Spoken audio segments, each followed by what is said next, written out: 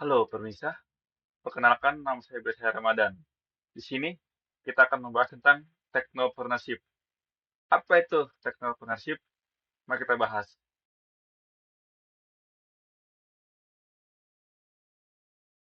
Sebelum kita masuk ke technopreneurship, mari kita pahami dulu fondasinya, yaitu kewirausahaan atau entrepreneurship.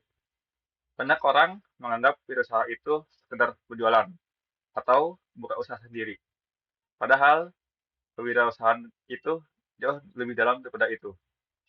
Secara sederhana, kewirausahaan adalah proses menciptakan sesuatu yang baru dan bernilai dengan cara yang berbeda. Ini melibatkan risiko, inovasi, dan tentunya keberanian untuk memulai.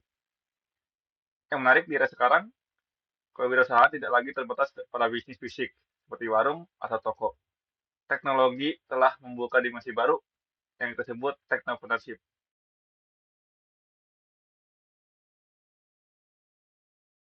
Salah satu pertanyaan klasik, apa bedanya wirausaha dan karyawan? Bukan soal mana yang lebih baik, tapi soal mindset dan pilihan hidup. Karyawan bekerja dalam sistem yang sudah dibangun. Mereka mendapat instruksi, menyelesaikan tugas sesuai job desk, dan menerima gaji sebagai imbalan atas waktu dan keahlian mereka. Sementara wirausaha, mereka yang membangun sistem itu sendiri. Mereka melihat peluang di mana orang lain lihat masalah, mengambil risiko yang seorang lain hindari, dan menciptakan lapangan kerja bukan mencarinya. Yang perlu digarisbawahi, wirausaha tidak selalu berarti punya perusahaan besar. Anda bisa menjadi wirausaha dalam skala kecil, bahkan sambil tetap bekerja sebagai karyawan. Ini yang disebut intrapreneurship, yaitu berpikir seperti wirausaha di dalam organisasi.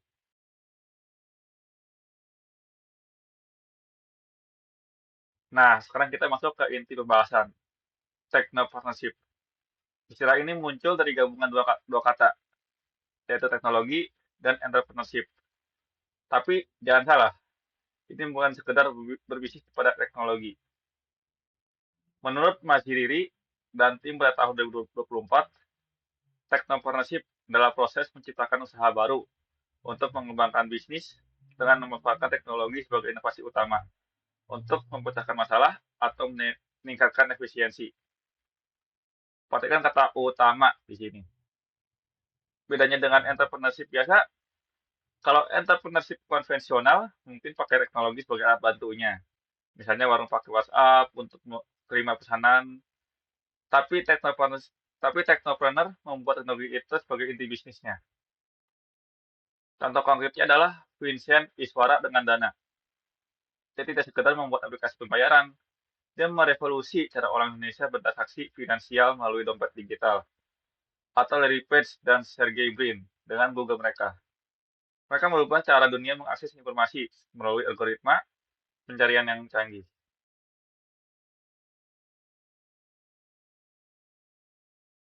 Apa saja ciri khas entrepreneurship?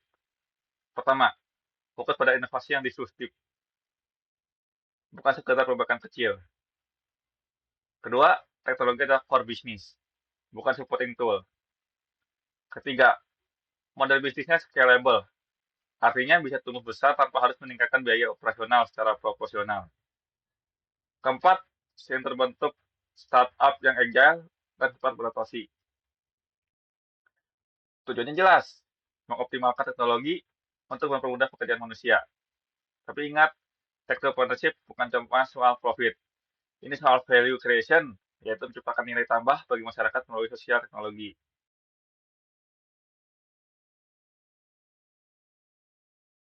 Mari kita bedah perbedaan entrepreneur dan technopreneur dalam berbagai aspek kunci. Entrepreneur tradisional berangkat dari peluang besar dan kebutuhan konsumen yang sudah ada. Contoh, lihat warga butuh laundry, buka jasa laundry. Technopreneur berangkat dari inovasi teknologi dan intellectual property. Contoh, menciptakan aplikasi laundry on demand dengan AI untuk optimisasi rute pengantaran. Pertama, peran teknologi. Di entrepreneur konvensional, teknologi adalah alat pendukung. Ada atau tidak, bisnis tetap jalan. Di technopreneurship, teknologi adalah inti produk dan model bisnis. Tanpa teknologi, bisnisnya tidak ada. Kedua, bisnis inovasi. Entrepreneur cenderung melakukan inovasi incremental, yaitu memperbaiki harga, layanan, atau distribusi. Technopreneur melakukan inovasi disruptif yang mengubah tata cara kerja suatu industri, seperti AI, IoT, blockchain, atau platform digital. Ketiga, skalabilitas. Ini yang paling mencolok. Bisnis tradisional tumbuh secara linear, yaitu buka cabang baru, betul-betul besar, dan waktu lama. Bisnis entrepreneurship bisa tumbuh eksponensial. Contohnya, Gojek dari ojek online menjadi super app dalam hitungan tahun, mencapai jutaan pengguna tanpa harus memiliki armada sendiri. Keempat, modal bisnis. Entrepreneur, toko fisik, jasa konvensional, manufaktur kecil. Sedangkan technopreneur, platform digital, software as a service atau SaaS, fintech, healthtech, edutech. Kelima, profil risiko. Entrepreneur menghadapi risiko pasar dan operasional, misalnya sepi membeli atau kenaikan harga bahan baku. Technopreneur juga menghadapi risiko teknologi, keamanan data, bug sistem, atau adopsi penggunaan yang lambat. Keenam, sumber daya utama. Kalau entrepreneur mengandalkan modal, jaringan distribusi, dan SDM operasional, technopreneur mengandalkan pengetahuan teknologi, data algoritma, dan riset pengembangan atau R&D. Ketujuh, kecepatan adaptasi. Entrepreneur tradisional relatif lambat berubah, sedangkan entrepreneur harus sangat cepat, agile, dan data-driven. Di dunia tech yang lambat beradaptasi akan tertinggal.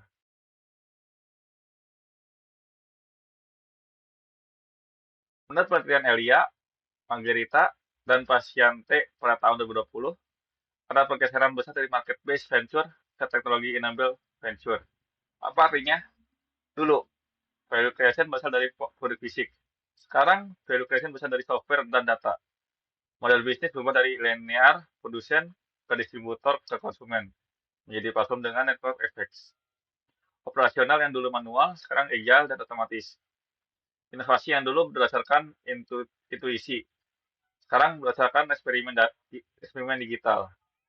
Sekarang yang dulu butuh ekspansi fisik, sekarang bisa melalui platform. Dan organisasi yang dulu hierarkis, sekarang berbasis ekosistem dan collective intelligence.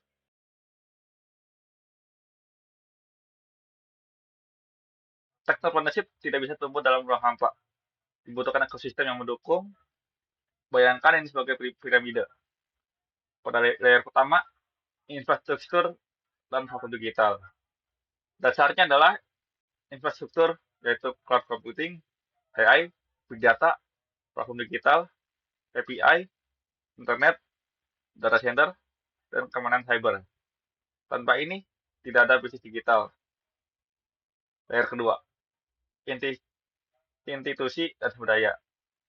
Lapisan kedua adalah universitas dan pusat riset sebagai sumber inovasi, inkubator, dan akselerator untuk membantu startup tumbuh. Serta investor atau venture capital dan korporasi yang menyediakan pendanaan. Pada layer ketiga, yaitu aktor dan komunitas. Lapisan ketiga adalah para pelaku, technopreneur atau startup founders, teknologi dan produk, mentor, komunitas inovasi, dan pengguna itu sendiri. Pada puncaknya yaitu adalah inovasi dan nilai. Puncaknya adalah terciptanya produk atau layanan digital yang inovatif, value creation, diferensiasi, dan kemampuan untuk scale. Lapisan kontekstual yaitu adalah di luar piramida ada regulasi dan kebijakan digital, daya inovasi, dan trust serta isu privasi data, etika, dan kewenangan menjadi fondasi ekosistem.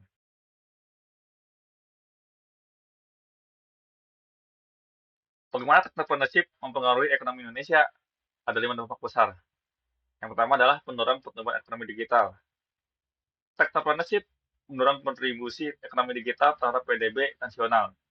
Sektor tradisional seperti UMKM, perdagangan, dan jasa menjadi lebih efisiensi melalui transformasi digital. Kedua, penciptaan lapangan kerja berkualitas.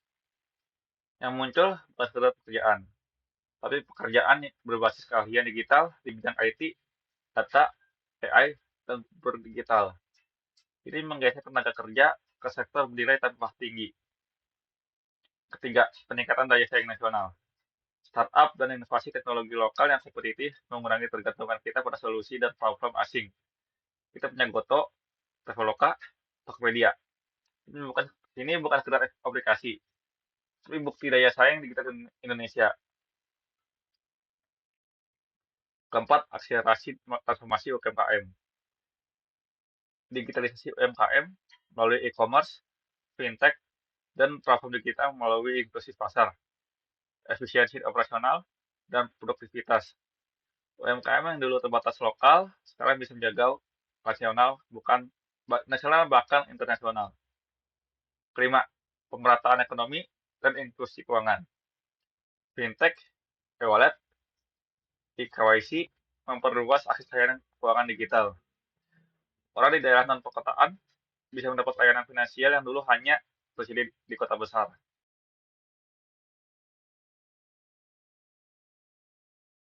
Konsep Society 5.0 dari Jepang menjadi relevan di sini. Bayangkan, masyarakat masa depan yang berpusat pada manusia, human centered, di mana teknologi canggih seperti AI, IoT, Big Data, dan robotika digunakan untuk menyelesaikan persoalan sosial, bukan sekedar meningkatkan efisiensi ekonomi. Tech entrepreneurship menjadi penggerak inovasi sosial berbasis teknologi untuk meningkatkan kualitas hidup manusia. Masalah sosial diubah menjadi peluang bisnis inovatif di mana data menjadi insight, teknologi menjadi solusi, dan masalah sosial diubah menjadi model bisnis berkelanjutan. Dampaknya, inklusi sosial, kesejahteraan masyarakat, dan daya saing nasional meningkat.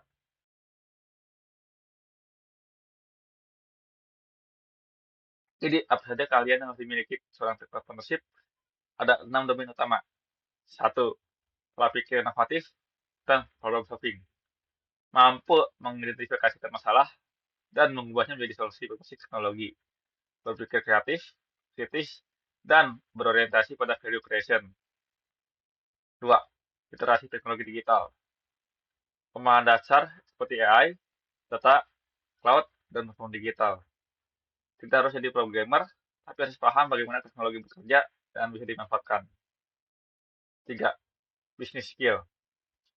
Pemahaman model bisnis digital, value proposition, customer segment, revenue model. Kemampuan validasi pasar, bantuan harga, dan strategi pertumbuhan. 4. Data-driven decision making. Mampu membaca data pengguna dan pasar, menggunakan data untuk eksperimen, evaluasi, dan pengambilan keputusan. Di era digital, gut feeling saja tidak cukup. Harus ada data yang mendukung. 5. Kolaborasi dan leadership. Mampu bekerja di lintas disiplin, teknologi, bisnis, desain. Kepemimpinan ini adaptif dalam tim startup dan ekosistem digital. Sektor partnership adalah olahraga tim, bukan solo. 6. Etika, keamanan, dan tanggung jawab digital. Kesadaran privasi data, keamanan cyber, dan etika teknologi. Membangun trust pengguna dan masyarakat. Tanpa trust, tidak ada bisnis digital yang berkelanjutan.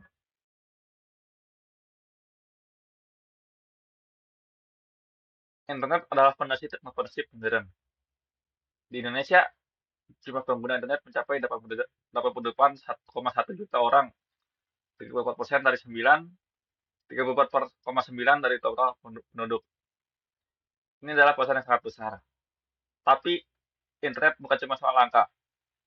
Internet mengubah cara kita beradaptasi, bersosialisasi, dan mengelola jaringan pertemanan. Kita bisa memperluas jaringan, belajar menggunakan diri, belajar mengembangkan diri, bahkan yang introvert sekalipun bisa bersosialisasi secara digital.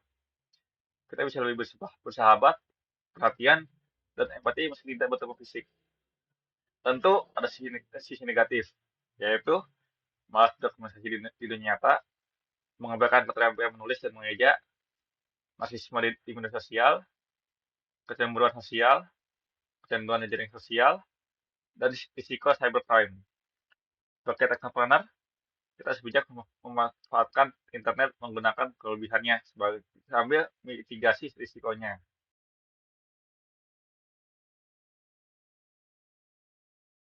Bagaimana teknopreneur mengidentifikasi peluang bisnis?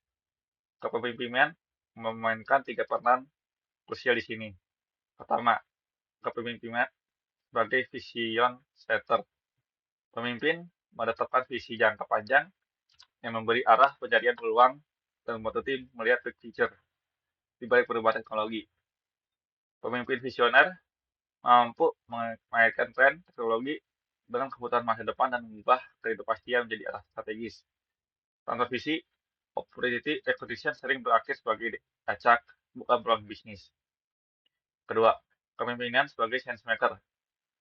Lingkungan teknologi termasuk sinyal. Tren digital, perubahan perilaku pengguna, disrupsi industri, pemimpin berperan sebagai penyaring makna, memilah mana tren yang relevan dan mana yang hanya hype sesaat. Pemimpin membantu tim menjawab, apakah ini peluang nyata atau sekedar tren. 3. Kepemimpinan mengubah kesempatan menjadi arah strategis. Banyak orang bisa melihat peluang, tapi tidak semua orang bisa memprioritaskannya, menyelaraskan dengan sumber daya, dan mengubahnya menjadi peta jalan produk dan bisnis.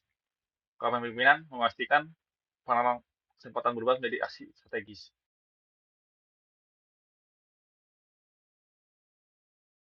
Peluang bisnis digital memiliki 5 unsur kecil yang harus ada. 1. Masalah nyata atau real problem.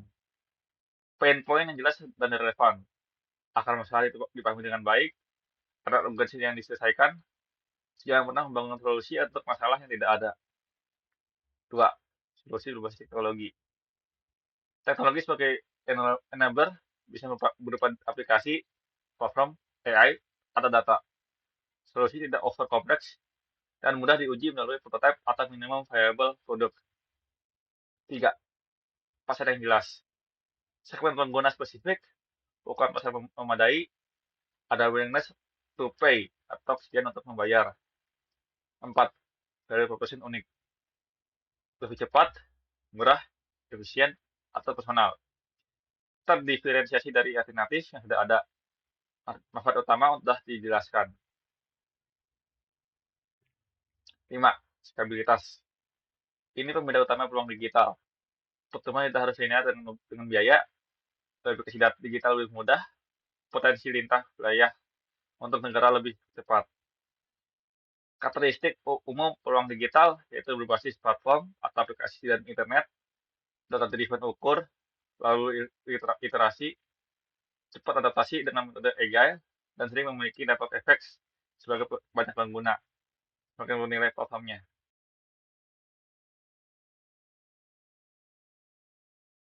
Teknologi bukan tujuan akhir, tapi alat strategis untuk menciptakan nilai dan skala solusi. Prinsipnya adalah problem first, kemudian teknologi fit, lalu validation, baru scale. 3 cara teknologi menggeserkan inovasi yaitu verification. Otomatis proses membuat biaya lebih rendah. Personalisasi berbasis data membuat pengalaman lebih relevan. Integrasi platform membuat layanan lebih cepat. Scalability atau scale by software. Verifikasi produk digital, biaya marginal rendah. Distribusi online bisa lintas wilayah. Cloud computing memungkinkan tumbuh tanpa infrastruktur fisik besar. Experimentation and learning. A/B test dan analitik real time memungkinkan iterasi cepat dengan metode agile dan MVP. Validasi dilakukan secara sebelum investasi besar.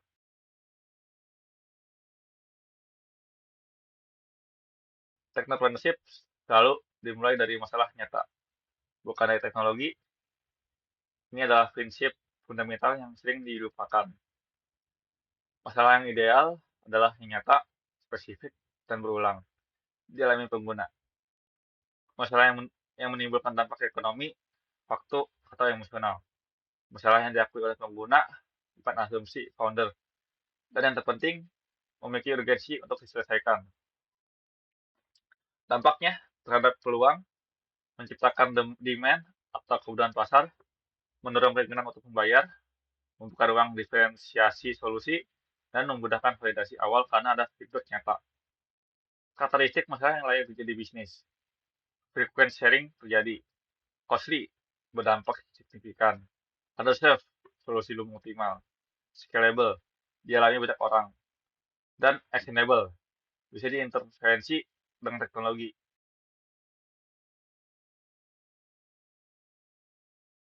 Kesulitan pengguna bisa dikategorikan dalam 5 jenis pain. 5 ini membantu kita merumuskan problem statement dan value proposition yang tepat. Functional pain, yaitu aplikasi lambat atau bug, fitur tidak bekerja, integrasi atau aplikasi gagal. Financial pain, biaya mahal atau ada hidden cost. Inefisiensi proses manual, harga tidak sebanding dengan value. Proses pain, terlalu banyak langkah, approval lambat, tidak ada dashboard atau monitoring. Emotional and trust pain, takut data bocor, UI membingungkan, kurang transparan atau kurang trust. Accessible pain, tidak mobile friendly, butuh device mahal atau kota besar, tidak dipakai kelompok tertentu.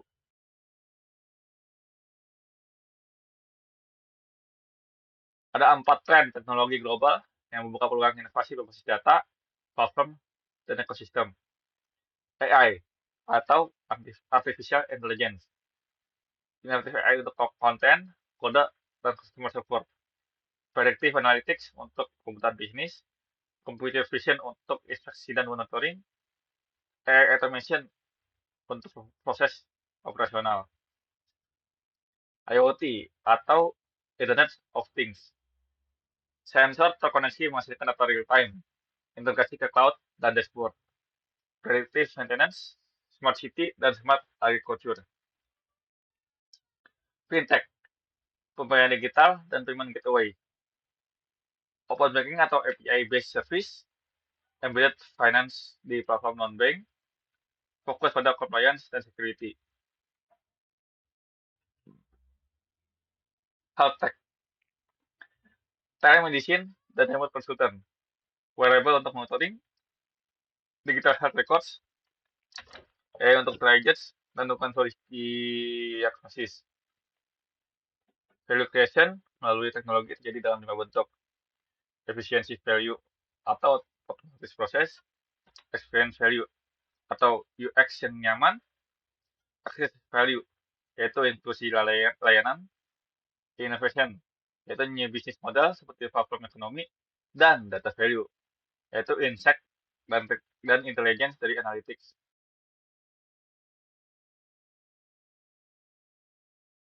Mengapa analisis kompetitor penting? Untuk menemukan celah besar atau market gap, memperkuat value proposition, menentukan positioning dan diferensiasi, mengurangi risiko membangun produk yang sama, dan menyusun strategi dan pertumbuhan berbasis data. Jadi kompetitor, yaitu ada direct, yaitu produk dan segmen sama. Indirect, solusi berbeda tapi masalah sama.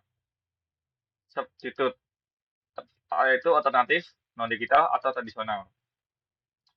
Kedua, analisis produk dan value, yaitu produk apa yang mereka selesaikan, keunggulan dan kelemahan utama, serta fitur unggulan dan UX, harga dan aman, harga dan keamanan. SWOT kompetitor, strength, network effect, weakness UI UX buruk, mahal, dan lambat. Opportunity, yaitu segmen underserved. Threat, yaitu regulasi dan teknologi baru. Strategi diferensiasi, diferensiasi teknologi seperti AI atau security.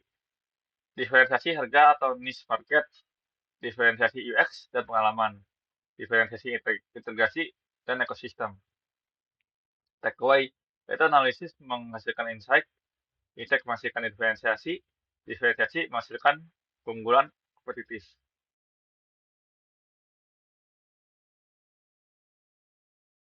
Peluang usaha adalah kondisi yang memberikan kesempatan bagi seseorang untuk tujuan dengan menggunakan sumber daya yang ada. Cara mengidentifikasinya melibatkan analisis lingkungan, internal, dan eksternal, pemetaan kebutuhan pasar, evaluasi kompetisi, dan penilaian ketersediaan sumber daya. Di bidang teknologi dan rekayasa, peluang usaha bisa berupa pengembangan service custom, jasa konsultan IT, pembuatan aplikasi mobile, solusi IoT untuk industri, layanan cyber security, platform edukasi online, atau sistem ERP untuk UMKM.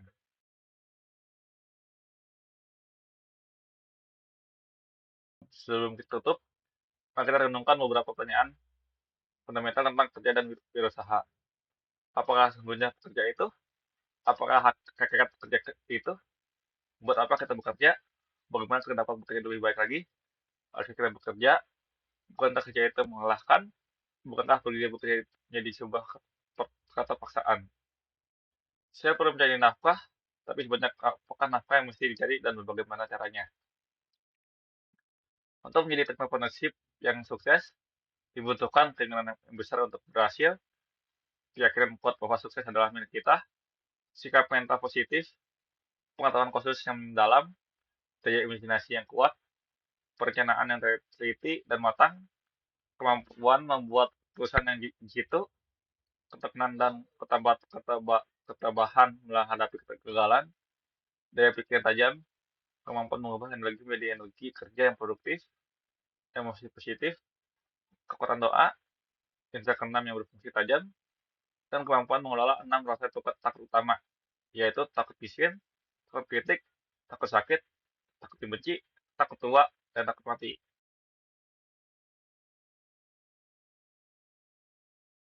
Oke, kita telah menjelajahi dunia tentang positif dan dari berbagai sisi, dari definisi dan karakteristiknya, perbedaan dengan entrepreneurship dan